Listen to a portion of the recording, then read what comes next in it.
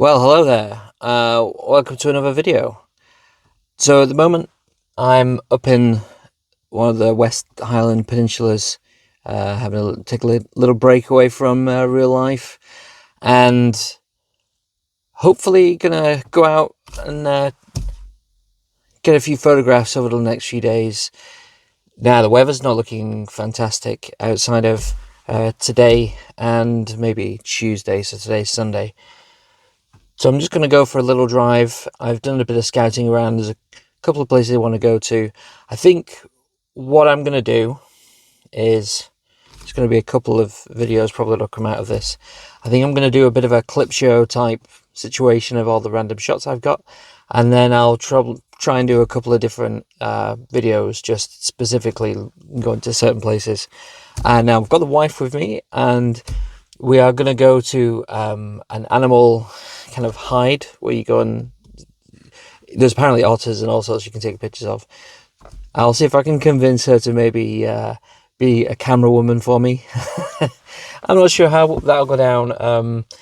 She definitely doesn't want to be on camera, but maybe she could be the camera woman. She also might find this incredibly embarrassing. So what I'll do now is we're going to get driving. So we're sitting off here in the car for a little drive to a location that's scoured out called Kil Malu, I think. Who knows? I can't pronounce any of these place names. But it looked like there was a couple of places maybe to park the car, and looked like there was some pretty interesting scenery with a lot of water, as you would expect in the Highlands, and a couple of different hillsides as well. I thought I'd drive out there and make the most of it.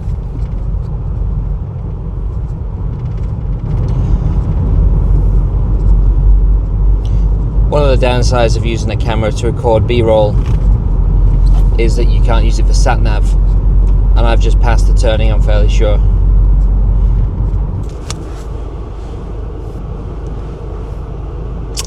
Yep, that is that was the turn off. Well, time to turn around.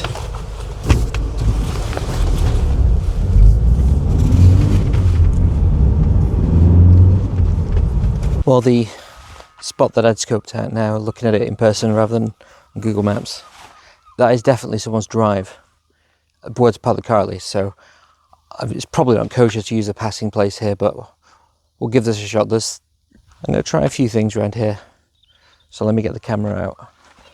Now we're recording in the correct video format. Had accidentally swiped over to the portrait video option. I guess we'll find out how nice or how terrible that looks. So this is the scene that I'm working with here. I saw this tree and those rocks there. There's also some other stuff going on over here as well. The sky is kind of more interesting in the distance back there. So in terms of the camera, we've got the standard procedure, which is your polarizer. We've got your 6-stop ND filter. We're at ISO 100. Manual focus required. We can get about 6 seconds with this setup. Focus in the distance, and then make sure that we have the shutter release set to 5 seconds. Sorry, yeah, sure. So that's what I'm going to work with, roughly speaking. I'm going to just walk around a bit. I think we want to be close to the rocks, personally. So first thing I saw when coming up to the scene was this tree here. I thought might make an interesting foreground. One of the things I've always struggled with in the past is making a 24mm shot look interesting. And I thought we had a good chance here with this.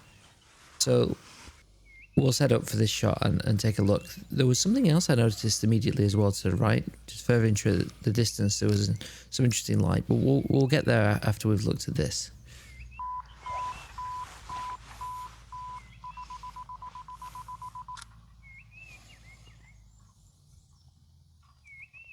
So this is the shot we got in the end.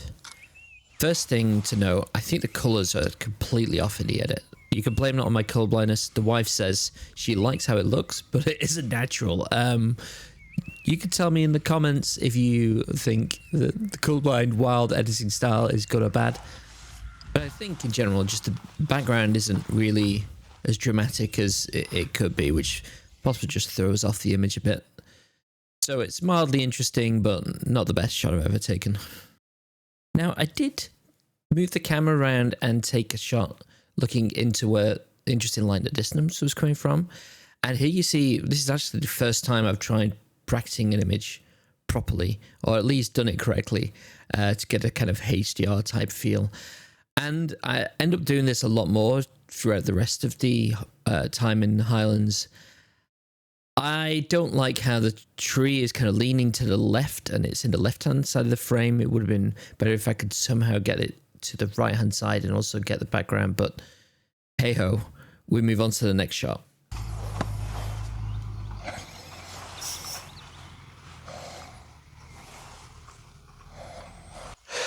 Okay, so I've tried a few sort of wide shots with this tree here in a couple of different directions.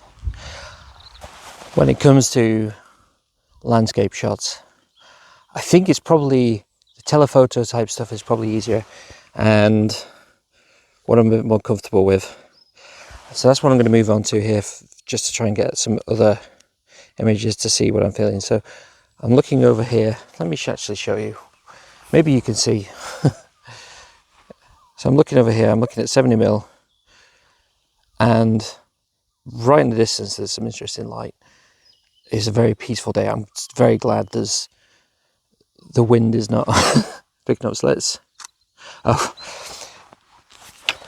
you know, one of the worst things about this camera is the shutter release just keeps. Yeah. If there's a firmware, some kind of option to change the shutter release to be always 5 seconds on certain modes, I would absolutely love that. There is this tree in the foreground that might be able to do something with in post.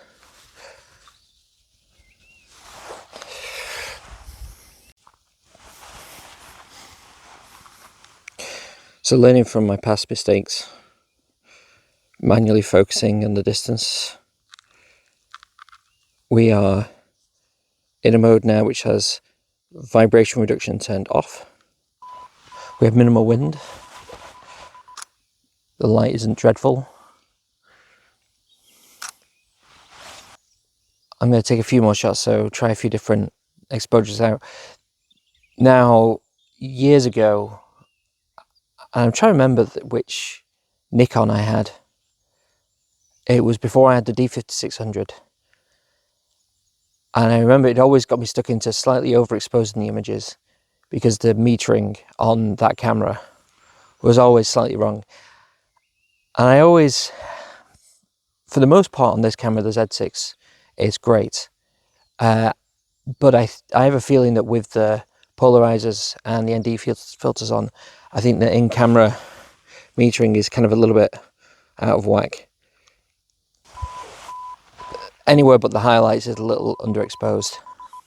I mean, I'm not really a person who's an expert at bracketing, for sure. It is very much not something that I am used to or good at. The entire point of this trip, for me, at least today, the trip out of the house, not necessarily the whole holiday. Sorry, wife. It's not, the holiday is not just a, okay, I'm not going to incriminate myself any further. So photo shooting menu, maybe. Auto bracketing, 3 frames, increment 2. Okay. Auto bracketing 1 increment. That looks like it'll give me extremely detailed highlights there. And then that, yeah, that'll do.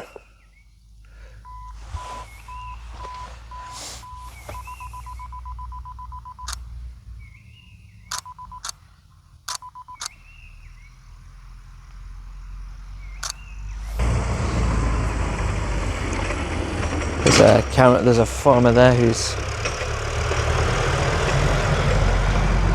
eyeing me up.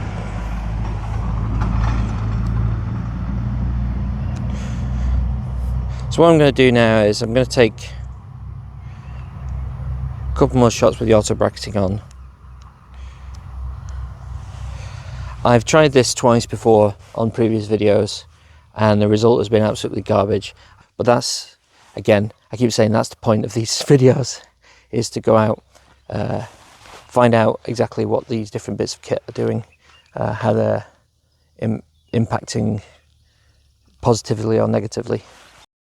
One thing I didn't realise when I was taking this picture originally is the tree which I saw on the bottom right of the image there would just be very difficult to fix in post. At the time, I was mostly focusing on the interesting light in the distance and trying to get a nice long exposure of the water and the clouds.